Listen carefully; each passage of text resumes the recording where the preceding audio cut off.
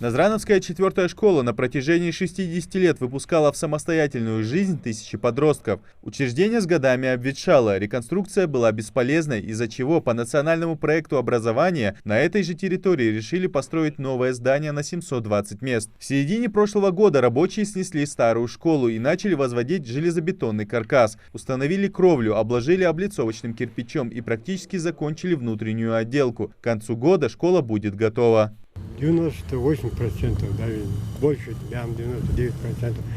Благоустройство полностью решит дела то. Истияния, отделение, истияния, внутренний был полностью истияния, завершаем. Оборудование будем сейчас устанавливать, мебели, все остальное. Сейчас больше внимания уделяется благоустройству прилегающей территории. Помимо озеленения, освещения, установки лавочек, здесь будет стадион, спортивные и детские площадки. Здание новой школы состоит из 5 блоков, поделенных деформационными швами, что делает ее еще и сейсмоустойчивой. Контроль за качеством и сроками строительства еженедельно ведет Управление капитального строительства. Все работы ведутся согласно графика производства работ. Качество применяемых материалов соответствует. Есть соответствующие сертификаты качества, представляются своевременно. Вся исполнительная техническая документация представляется. Подрядчик добросовестный, имеет историю.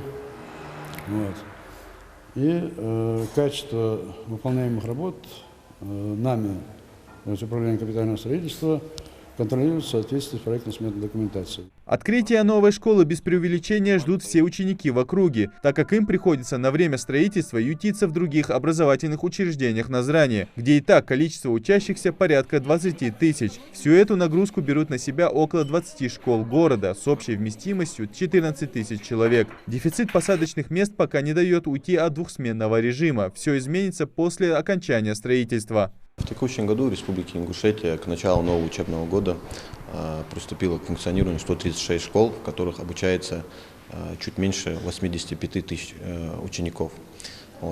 Проектная мощность всех наших образовательных организаций составляет 58 тысяч мест. Дефицит Республики Ингушетия, дефицит посадочных мест составляет чуть больше 26 тысяч мест в 2019 году. И получается, с начала 2019 по настоящее время в Республике Ингушетия построено 13 школ с проектной мощностью 7641 место.